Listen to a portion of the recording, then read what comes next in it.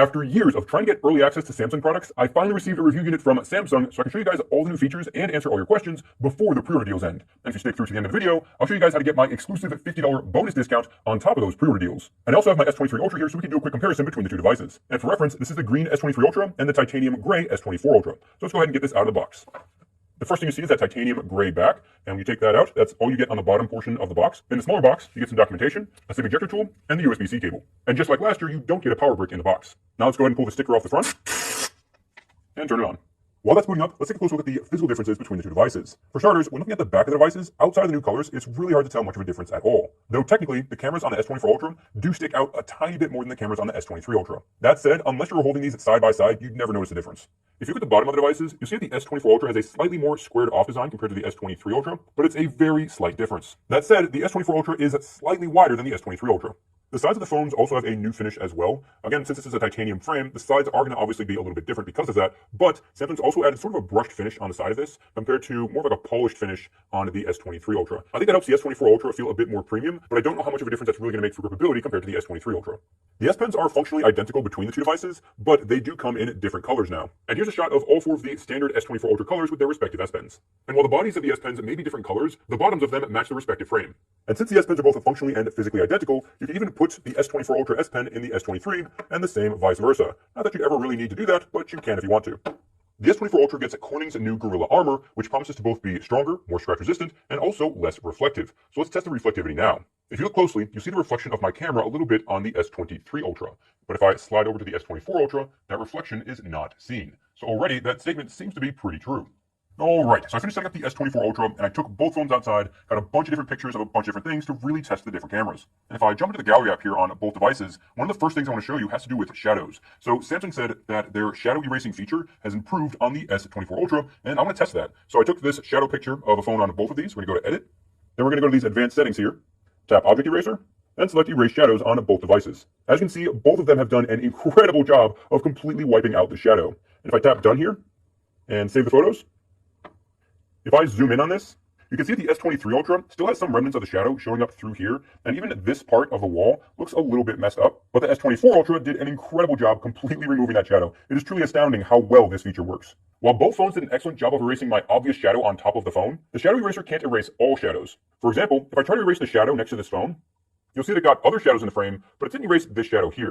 And I think that's because both of these phones are specifically trying to find shadows of you in the shot. This is obviously the shadow of the box, so it's not trying to erase that. Shadow erasing isn't the only thing that received an improvement. The S24 Ultra is also supposed to have an improvement in reflection erasing as well, like when you're taking a picture out a window. But I found that this does still have some limitations. For example, if I zoom in on this photo here, you see that there's a really bright light right behind me. So if I go and edit this, and jump back into the object eraser, and try to erase reflections here, you'll see that bright light stays. You'll see some improvement on the sides and in the darker areas, but anything that's super bright, the reflection eraser doesn't do a terribly good job at. And I think that's primarily because it can't figure out whether that super bright area is actually a reflection or something that's on the other side of the window. If I turn that light off and take a picture again, then jump back into the object eraser and erase reflections now, you'll see that it works much better. And here's the before again, and I want you to really pay attention to this line of the wall up here. If I zoom in a bit, you probably see a little better.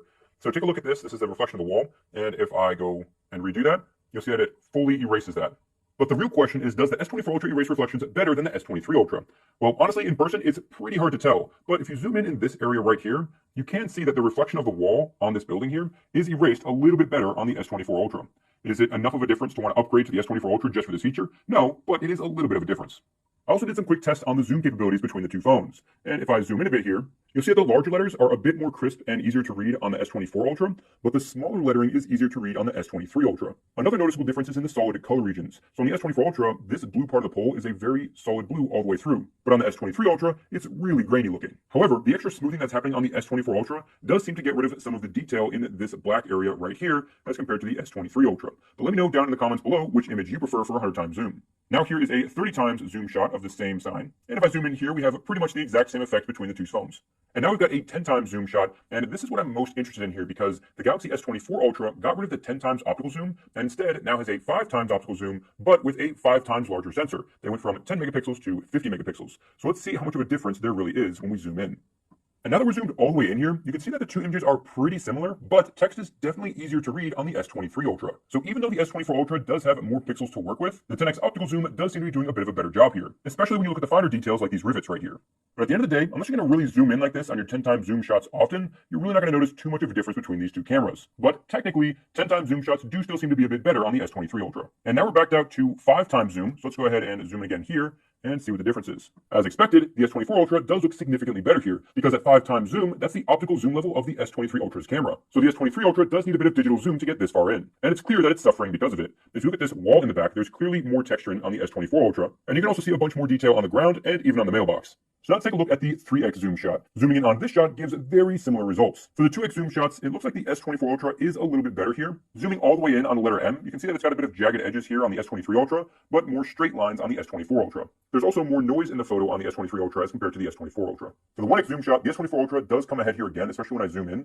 You can just see a bit more detail in the crosswalk sign, as well as these numbers here. And lastly, we have a 0.6 times ultra wide shot. And if I zoom in here, it actually looks like we get more detail out of the S23 Ultra, especially when you look at this text here and the details on this box. I also tried taking some selfies with the sun behind me, and both phones performed pretty well. But I think I'm going to need more selfie samples to really see how much of a difference there is between the S24 Ultra and the S23 Ultra. As we've been going through these photos, you might have noticed that the S24 Ultra's photos do seem to be notably brighter and have a significantly higher dynamic range compared to the S23 Ultra. One of the main reasons you're seeing that is the S24 Ultra now previews everything in high dynamic range for any high dynamic range photo, whereas the S23 Ultra did not do that. But I will be doing a deep dive camera comparison between both of these, where I'll be taking a look at these photos off the devices and on my computer screen, so I can really see which phone is actually getting better photos. And if you don't want to miss that, consider subscribing and turning on notifications. Now let's take a look at some of the AI features. Let's say you're watching a video from Mr. Mobile, and all of a sudden you see he's got this backpack on. You kind of like it. You want to find out what that backpack is. You can swipe in here, hold the home button, and now you can circle or tap anywhere, and that'll use Google to search for that backpack. And based on all these results, it looks like it's a Peak Design backpack. The next AI feature I want to look at is slow motion video. So right here, I have a video that was filmed at 60 frames per second. And if I play this back, I can long press on the screen and it will automatically turn that into a slow motion video. And the way this works is using something called interpolation, where the artificial intelligence tries to figure out what the slow motion would look like based on a regular speed video. And pro tip, if you tap this pencil icon, then move the cursor to wherever you want the slow motion to start, you can tap adjust speed, then select whatever speed you want, and it'll give you a small slow motion section that you can then resize to be however long you want. Then if you tap in that section, you can tap this split icon and split that into 2 separate sections, and those can even have 2 different slow motion speeds. In case you're wondering, you can't do a third split, so you can only have up to 2 different slow motion parts of a video. Galaxy AI also lets you do some pretty ridiculous things with photos. So in this photo, I've got a Mr. Beast Feastables bar, and honestly, I've never even had one of these before, so I figured I'd want one that's a little bit bigger. So I want to go ahead and tap this pencil icon here, and you'll see this new option here. And if you tap this, you'll be able to do some AI editing. For starters, I can rotate the image a bit, and pay attention to this checker pattern in the background, because you're going to see what happens with that in a moment. Then I can also long press on something, and that'll automatically be cut out, and I can move that around or scale it to make it bigger. And you'll notice that it cut out more than just the Feastables bar and also got my fingers. If something like that happens, you can undo that, maybe take out your S Pen, zoom in on the image, then draw around the Feastables bar with the S Pen. Now I can zoom back out. I can long press that and drag that out and make it a little bit bigger. And when I get that right, I'll go ahead and tap generate. And after about 10 seconds, I'll have the updated image. And you'll notice that that checker pattern was filled in with AI. None of these details in the corner actually existed in real life. And when I tap done, even the Feastables bar gets a boost in resolution. So if I zoom in on this, you'll see that that is a far higher resolution than it was originally. But one important thing to note when making these AI-generated images is that once you save them, Samsung adds a little watermark to the bottom left corner, letting people know that this was an AI-generated image. Samsung also changes the metadata within the image to make that clear as well.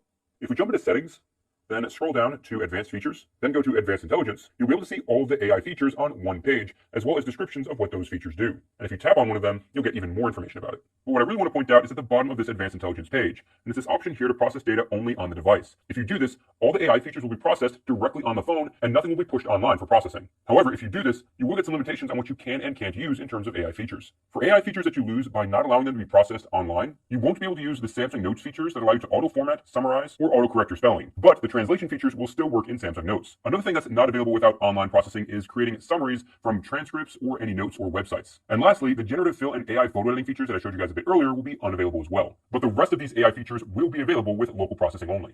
Since the S24 Ultra now has a much more flat display compared to the S23 Ultra, let's test how well the S Pen works along the edges of the screen. So I'm going to go ahead and just start drawing along the edge and seeing if my S Pen, wow, that's actually a whole lot easier to draw along the edges. Because if I do this on my S23 Ultra, the S Pen's just going to roll off that curve a lot more easily. So it's still possible to draw along the edges, but especially as I get to right about here, the S Pen, you can see it just kind of rolls off to the side. So you really can't get that close to the edges on the S23 Ultra compared to the S24 Ultra. Now, to be honest, you're probably not going to need to use the S Pen at the very edges of the screen terribly often, but having that flat display does make it a better experience. As I was going through the camera modes, I noticed that the 8K video recording option now lets you record at not just 1x zoom, but 1x and 5x zoom, because the 5x zoom camera on the S24 Ultra is now a 50 megapixel camera instead of the 10 megapixel camera that was on the S23 Ultra. And in order to film an 8K video, you need at least 32 megapixels. So obviously, the zoom lens on the S23 Ultra just couldn't do 8K video. Although I did notice one limitation here. If you start recording a video at 5x zoom in 8K, you can't go wider than 5x, but you can digitally zoom out to a 10x zoom. And if you start at a 1x zoom, you'd only be able to zoom out to 5x, but it wouldn't actually switch lenses, or let you zoom anywhere past 5x. Previously, you could only record at the 1x zoom, and you could do a digital zoom up to 6x. Something else I noticed in the camera app is that if you go to the More section, you'll see that the super slow motion mode that was previously available on the S23 Ultra is no longer available here. However, that mode actually has an improvement, and it's found in slow motion. So if you change your slow motion mode to full HD at 240 frames per second, then record a video, you'll be able to create a 960 frame per second video from that video, just like you were with the super slow-mo mode. The only difference is that you no longer have a 1 second time limit like you did before. Now you can create a 960 frame per second video for as long as you want. So here's a 240 frame per second video I filmed with the S24 Ultra. And if I go ahead and skip forward a little bit here to where the pen drops, and long press on the screen, you'll see that it slows a ton down to 960 frames per second. So now let's see what that looks like with the super slow-mo mode on the S23 Ultra. If I play this back, you'll see that the pen flipping looks almost identical to what it looked like on the S24 Ultra. The only difference is the S23 Ultra is limited to about 1 second of recording at this speed, but now you can record as long as you want on the S24 Ultra. If you switch to regular video mode, then change the resolution to UHD at 60 frames per second, something you'll notice is that when you start recording on the S23 Ultra, you're going to get locked into this one lens. But on the S24 Ultra, if I start recording here, I can actually switch through all the different lenses while I'm recording. All right, so I'm back with a full day's worth of use out of both the S23 Ultra and the S24 Ultra, and the battery life is pretty comparable here. You can see that after 4 hours and 19 minutes on the S23 Ultra, I've got about 73% of my battery life left, and at just under 4 hours, I've got 74% left on the S24 Ultra. Now, keep in mind, this is my first day with the S24 Ultra, and I spent most of the day using the camera app to take photos and videos and run a bunch of tests for future videos. So the phone hasn't had time yet to learn any usage patterns, and once it does, I'll get a little bit of an increase in battery life. But it's good to see that even on the first day, it has comparable battery life to the S23 Ultra. Another thing I want to point out after a full day of use with the S24 Ultra is that the new frame is actually a bit easier to grip compared to the S23 Ultra's frame. I used this all day without a case on it, taking a bunch of different pictures in and out of pockets, and I did feel like I had a pretty secure grip on this phone. So while initially I wasn't sure if it'd make too much of a difference, after a full day I can say that it was actually a notable difference. The S24 Ultra is available in 4 standard colors and 3 Samsung.com exclusive colors. And right now, Samsung is having huge pre-order deals as usual, but you can save an extra $50 with my exclusive affiliate link in the description and pinned comment below. And if you want to learn more about the S24 and S24 Plus, you can check out the video on the left. And don't forget to subscribe and turn on notifications if you don't want to miss my full review of the S24 Ultra, as well as a comparison to both the S23 Ultra and the iPhone 15 Pro Max. That's it for this episode. God bless, guys, and I'll catch you in the next one.